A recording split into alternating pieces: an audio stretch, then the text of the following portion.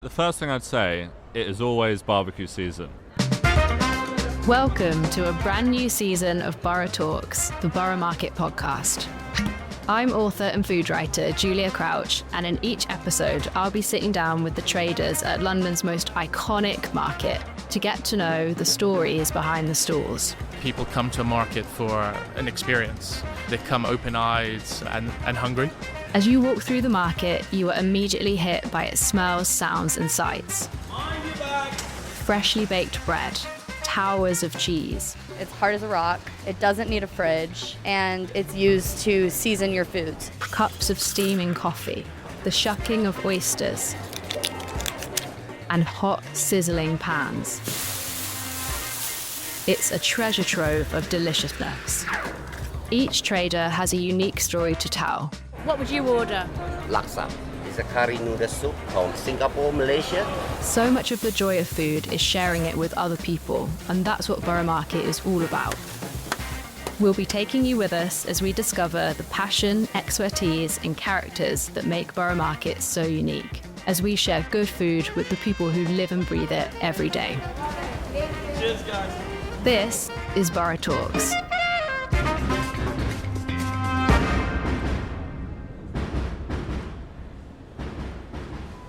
So I'm very happy to be joined by Dom McCourt from Northfield Farm. It's a family business. Tell me about the farm and joining the family business. Well, my dad bought the farm back in about 95. So what's that? That's the year I was born, so that's 28 years ago. Yeah. And he was working as an investment banker at the time, and Was the farm he? was just sort of... So he wasn't a farmer. What a change in pace. Yeah, well, I think he grew up in London, had Irish family, used to go to farms on like school holidays, and he always had this dream of having a farm. And then he bought the farm and then left one job, whilst looking for another job, just decided, actually, anyone who does farming will tell you that it can't be a part-time thing. And he decided to throw himself at the farming. The inspiration for what he wanted to do in the beginning was there was all these like rare breeds of cows, sheep and pigs, beef, lamb and pork that he knew about that were becoming rarer and rarer and were like almost going into extinction almost. And yeah, he wanted to bring them sort of out of the endangered list essentially and sort of reintroduce them to the British food scene, I guess. This is quite incredible though. Did he know how to farm? I think he'd got some books, he'd learnt from a few people, but I think it's kind of like swimming in that you kind of just need to be thrown in at the deep end. Yeah. Sort of have a few references, and he just sort of went with it from there and obviously learnt a lot along the way. I bet. Yeah, fully in the deep end. Yeah, there. exactly. Did you grow up on the farm? Yeah, I grew up on the farm. I loved living there, but farming, like, I was never drawn to it, and food I wasn't really drawn to it either. Like, I loved eating it, and my brother was like the complete opposite. Like, his first word was probably tractor, and he was like enamored by like working with the animals, working on the farm. Like, his role models were like the people who helped us like working on the farm.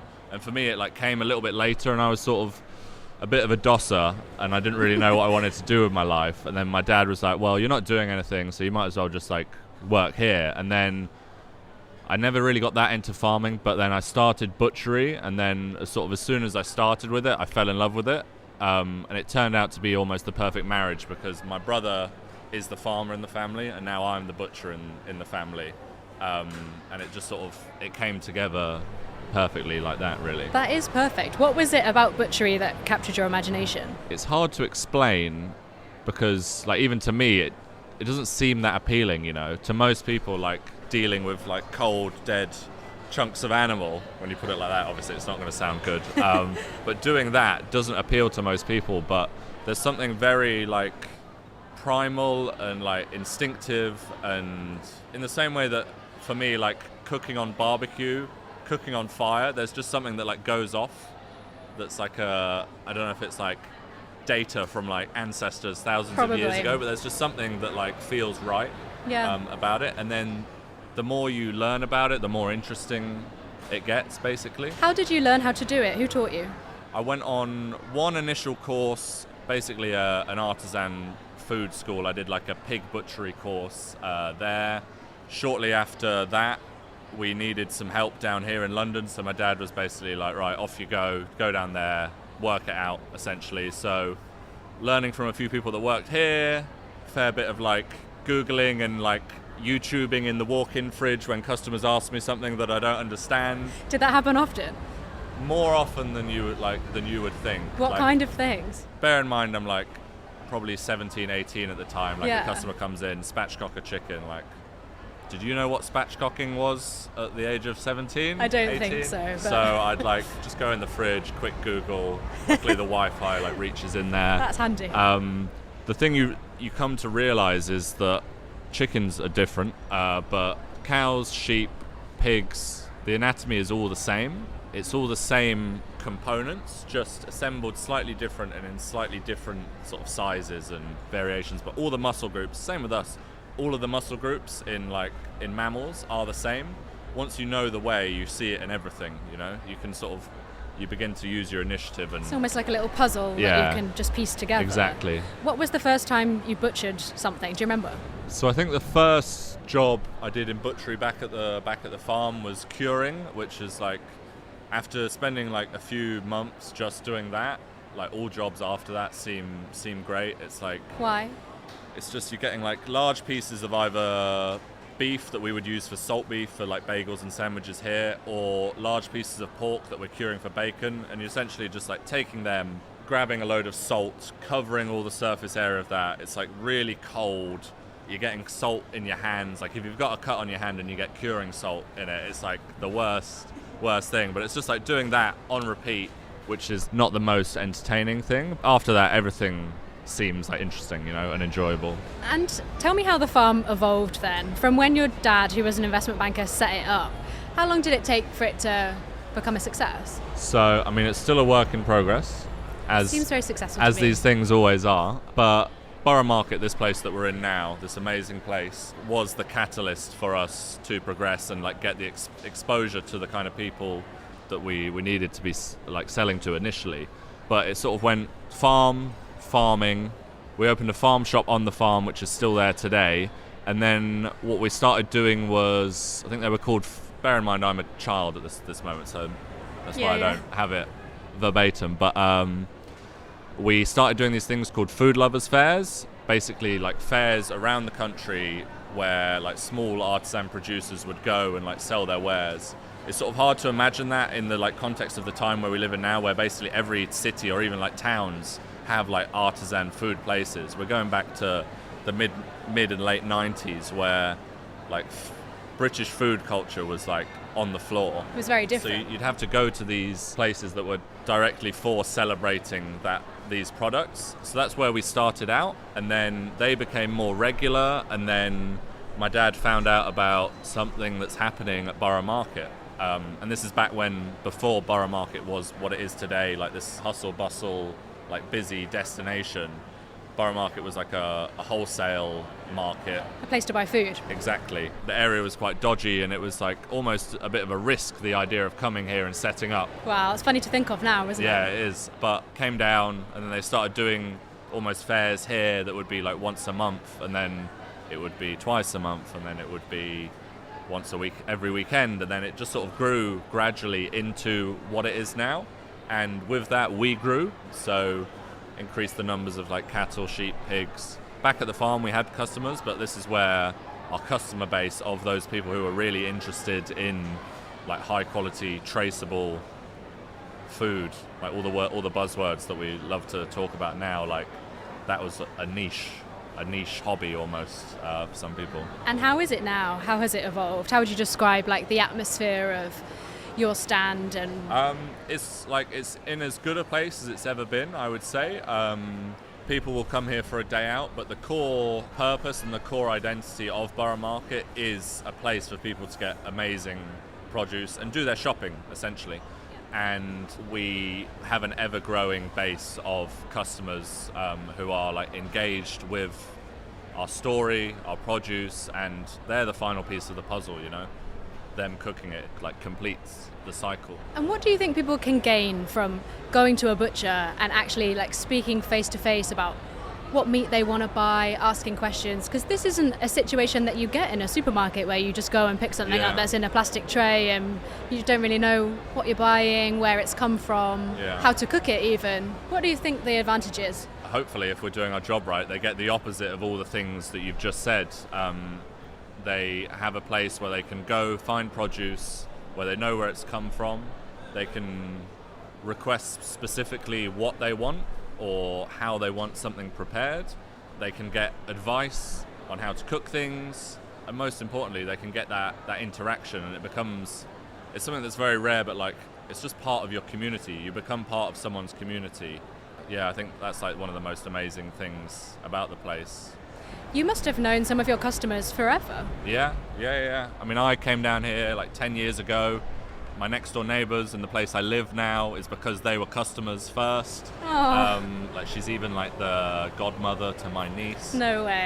And like it's amazing to like think about the people that I've met like during the time here, and that's sort of something that's like disappeared out of society. I feel like probably the hairdresser's probably the only like definite place where you know you can get that chat with someone who's they're not your friend or your family, but it's like it's a person in your community and like that you can interact with, and it's very enriching, and hopefully like we try to be that for a lot of people. It is 100%. These little interactions that you have with people who aren't your friend, and these are actually very good for your well-being. So coming to a place like this and like chatting about the food you're going to buy is genuinely good for you. It makes people happier. What kind of advice do you give people when they come to your stall and they don't really know what they're looking for or don't really know much about meat or cuts of meat? How do you try to help them? Well, the most important thing, like as with anything in life, no one's ever got good at anything or better at anything by not doing it. Yeah. So my advice is like just do it. Nothing is as scary as you're making it out in your head, and just like start with the basics. A steak is very simple. Like people always worry that they're going to mess it up by like overcooking it or whatever they think they're going to do, but it's very simple. You've got good product, put it in a really hot pan for a couple of minutes, salt. That's really like all you need, and like from there the sky is the limit. Like the things you can learn, and like the more you do it, the more there's little nuances that you see. It's like kind of hard to explain to everyone all the like different components, but practice makes perfect is basically what I'm trying to say.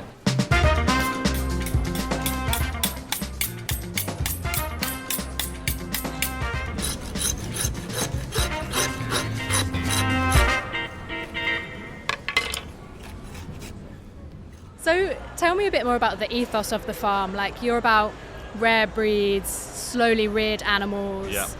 Animal welfare is obviously very important to Borough Market. Tell me more about that. Obviously for us as people who, like for me personally, who grew up on the farm, my brother, my dad, who are on the farm raising the animals, we are incentivized by being part of this whole cycle that food should be. I think a lot of the problems in the food industry come from when people don't look at it as a cycle, because people just look at one part of it, like extracting as much value from that part of it. So to us, raising our own animals, why would we not want to be kind to them in the best way we can? What are your thoughts on like intensive farming practices then? Intensively reared animals? Factory farming, food production is obviously abhorrent, and it's something that I don't want to be a part of. Most people don't want to be a part of, but we have to recognise that someone has driven it, you know, and I'm not saying it's us. It's definitely not Northfield Farm, but it's us as a society collectively that have driven it because of our desire for things that are quick, things that are cheap. It's like comparable to fast fashion, you know, fast food, fast fashion. True. The thing that links those things is that people don't want to pay money for things. They want them instantaneously whenever they want them. It's funny though, isn't it, that people don't want to pay money for food because it's feeding our bodies. It's like integral to our health. So it's funny that those two have become disconnected. Do you think that things are changing? Do you see any like younger shoppers at your stall buying meat who are more kind of conscious of where their food comes from? Yeah, obviously we're biased by being in this place, but it's definitely moving in the direction, or at least the the amount of people who are interested in what we do at Borough Market is growing. Do you have any thoughts on how often people should eat meat? Maybe that's a weird question to ask a butcher. I have some thoughts, and it's not just motivated by me wanting to sell lots of meat, but by also growing up and working in this industry. Like, I went on my own journey of understanding food, and like I eat meat for every meal. I'm not saying that everyone has to do that. Wait, like breakfast, lunch and dinner? Yeah. What do you eat? I eat steak, I eat pork chops, What do you have for breakfast? Bacon? Yeah, bacon. Like, fortunately, I have like a grill and like infinite access to meat, so I have steak for breakfast, got an easy a supply lot, there. bacon, whatever. I feel like just my personal experience, like the more I've like started just focusing my diet around those things, the better I feel. Really? The more energy I've got. I think that's partly due to the nutritional qualities of the things I'm eating, but also just like cutting out the crap, you know, yeah. processed food, all that kind of stuff. There is this idea that people have that they should eat quality occasionally, and I can get behind that massively, but I think if you eat quality more than occasionally, you're going to feel progressively better, and you're going to enjoy yourself more, and you're going to get better at cooking it. So did you always grow up eating a lot of meat? Was that normal? I think I grew up eating a lot of everything. I was a bit of a gannet, and I just like ate whatever I could get my hands on, basically. But now, like, I'm blessed working at Borough Market, like great quality meat from myself, great quality cheese and dairy from some of the producers here, fruit, veg. Keep it simple, and you can't really go far wrong.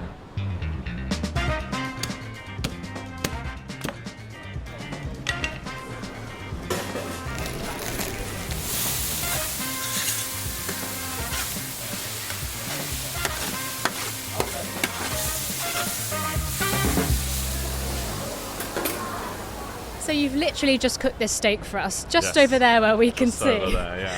Tell me about it. What cut is this? So what we've got here is a White Park sirloin, which is White Park is the breed, sirloin is the cut, and White Park is one of the oldest British breeds on record, still technically classed as a rare breed, and it's one of the ones that at Northfield Farm we sort of pride ourselves on having brought back into public food attention, and sort of brought back from the endangered list of being a rare breed. That's amazing. Does it have a certain taste? Obviously, all beef is beef. It has those characteristics, but you can almost taste the grass and the diet a bit more with the White Park, but they're very beautiful animals. I grew up around them, so maybe I'm just romanticising them a little bit, but I think it's delicious. And how did you cook it? Ideally, I would have had this on the barbecue, but unfortunately over at work I've only got a small grill, so literally just sat it fat down. You can see this like fat cap here. Yeah. Sat it There's fat a big down. bit of fat there.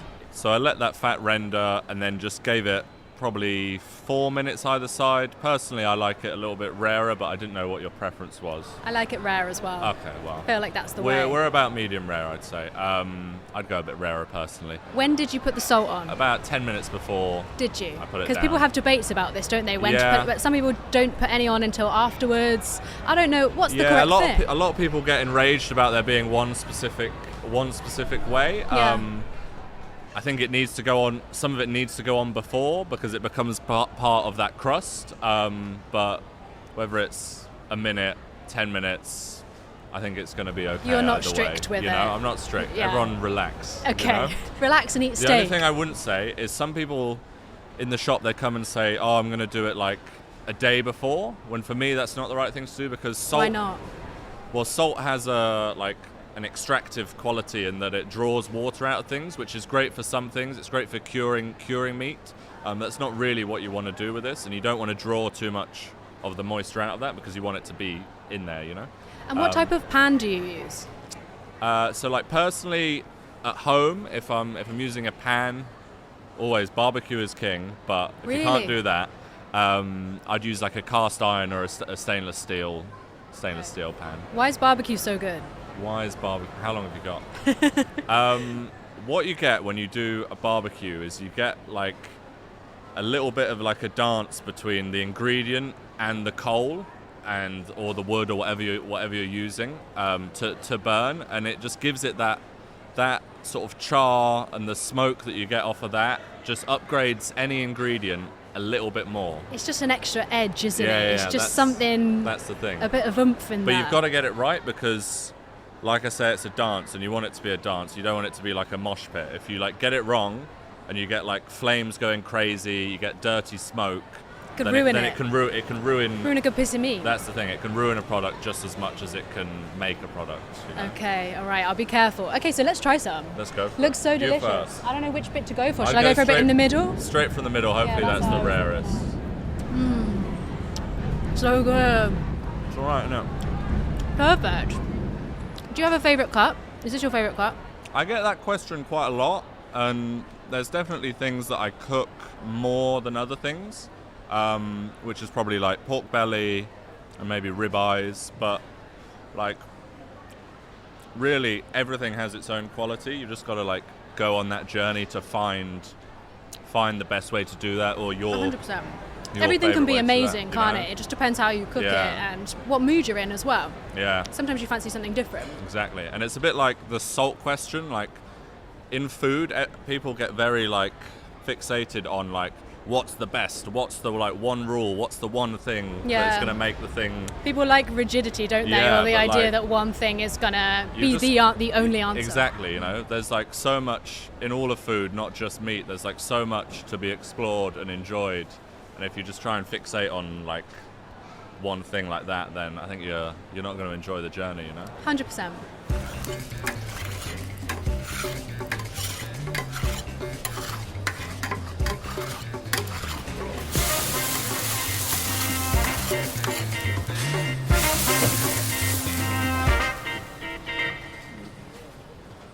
So it's barbecue season finally. The sun has finally arrived. What are some of your top tips for barbecuing meat? Because people can get it quite wrong, can't they? The first thing I'd say, it is always barbecue season. Is it? Barbecue season has not just begun, it is always barbecue Do you barbecue season. in the winter? Yeah, I actually quite like that. That feels quite cozy. it's nice. And also... What if it rains? Umbrella. Do you persist? Yeah, or you have a lid. That's so you know. British. It's British, but it's also human, you know? Cooking on coal and cooking on fire is like as old as humanity. Yeah. However, apparently barbecue season has commenced. Yeah, The sun is out. for a lot of people. Finally.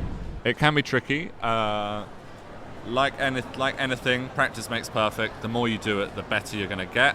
Unfortunately, the British barbecue culture has manifested itself in this sort of tinfoil contraption Oh no, with they're like awful. a grate on top that's Yeah. like a disposable. That burn the grass and the park. Exactly. That's Yeah. sort of like when I think British barbecue culture. That's kind of what I think. With But- like some cold sausages yeah, on there. exactly. But we can fix that. Okay, tell me how. So, if you can, get a charcoal barbecue. Okay, because I need a new barbecue. Mine's rusted and it's Yeah, seen it's many done. better days. It's done. Okay. Don't think I can resurrect it. So, where should I buy one from? What should I buy? There's a lot of amazing contraptions, green eggs, smokers, etc. that you can buy, but there's also, like, for me, to just start off, there's three basic things you need. You need some sort of drum barbecue. Weber do a really great one where it's just a sort of like, looks like a steel drum, very small. You need to get one of those, or you can have like a bigger variation of it. Get yourself a chimney, which is basically, you can't see it in my hand, but it's like a contraption that you put coal or wood into and you light it from underneath, and that essentially just gets the coals or the wood really hot. And that's very important in barbecuing. A lot of times people won't get their coals or their wood hot enough, and they basically want to be like white hot when you're cooking on them. And what happens when you don't do that is you end up getting black smoke, or they call that dirty smoke, and that's when, if you like have bad barbecue, it's like an Acrid. overly smoky, like horrid taste that just like Yeah, gets a stuck in bitterness your to mouth. it. So yeah. get a starter chimney and get your coals. Like that's the number one rule. Get your coals or your wood white hot before you start cooking on it, and then the rest is simple. Just start cooking. So if you're going to do a barbecue, what meat are you selecting? It really depends on what I feel like at the time. I mean, anything can be cooked on a barbecue. It was done since the dawn of time. But a great place to start is just get a couple of really good steaks. As always with steaks, have them out of the fridge for about at least half an hour before cooking. Salt before, as we discussed. Get your barbecue really hot. Cook it for a few minutes either side. And then maybe slowly progress to like bigger steaks. So imagine you start with a ribeye steak, a couple inches thick. Start with that, a couple minutes either side. Then you can go upgrade to like a tomahawk or a T-bone, something slightly thicker. And those thicker cuts are great because you can get a really good char on the outside and keep them nice and rare in the middle. Like often, sometimes, if people go too thin with a steak, the barbecue will just like obliterate it. Disintegrate it. Yeah.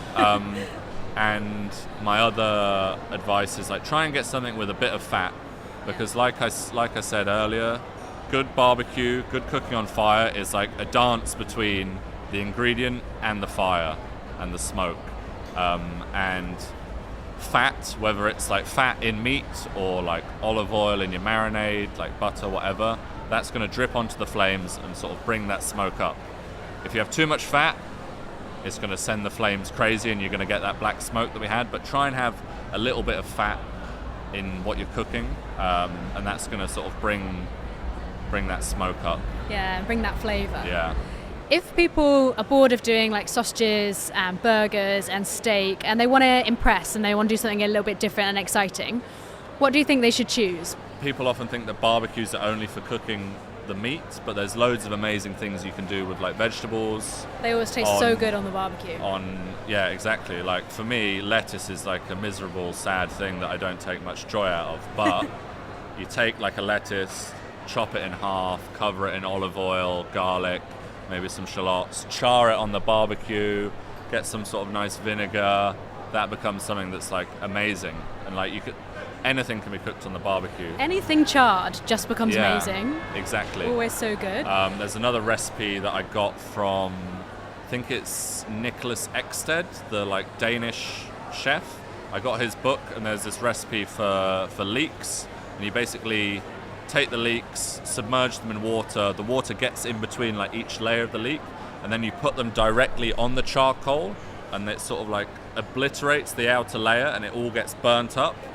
But then when you take it out, you just scrape off the outer layer, and like the inside's completely cooked. Oh, that sounds so good. Chop that up, throw some butter in there, and you've got that char with the leeks, with the butter. Yeah, you've got that smokiness, but you've also got the sweetness of the leeks. It's almost like how you do peppers, you know, when you char the outside, or an aubergine, you can char it. Oh, so good. So, finally, Dom, I want to know your like top foodie tip of the moment. Now, this can be anything that comes to mind. It could be a certain way that you're cooking something at the moment, something to buy in the market that you're absolutely loving, a restaurant to go to, a barbecue tip, anything you like. I really should go with something meaty, but one thing I'm doing a lot at the moment, I mentioned earlier that I used to be a bit of a glutton, and one of the things that was like my massive weakness was milkshakes. And like in the summer, you can't beat a milkshake. However, you can't eat them every day. One thing I've been doing is going and getting raw milk from Hook & Son. Very good. Very good. On its own, it's amazing. But I've been adding a little bit of maple syrup to the raw milk, shaking it up, and it's basically as good as like a salted caramel milkshake. Oh, that's a great tip. I'm going to try that 100%. Thank you so much, Dom. It's been such a pleasure to speak to you, and just you're doing amazing work, and I can see why it's such a beloved stall to come to in Borough Market. Thank you. Thanks for having me. Thanks for listening to this episode of Borough Talks. Make sure you follow the podcast so you don't miss an episode, and we can't wait to see you next time. Cheers, guys. Borough Talks was hosted by me, Giulia Crouch. Produced by James Deacon. Video content by Piers Hunt Dunn. Audio, editing and sound design by Chris Attaway. Special thanks to Nina and Bethan at Borough Market, Becky at Tape, and everyone who spoke to us and fed us. This has been a Tape production. Thank you very much. Good one, yeah?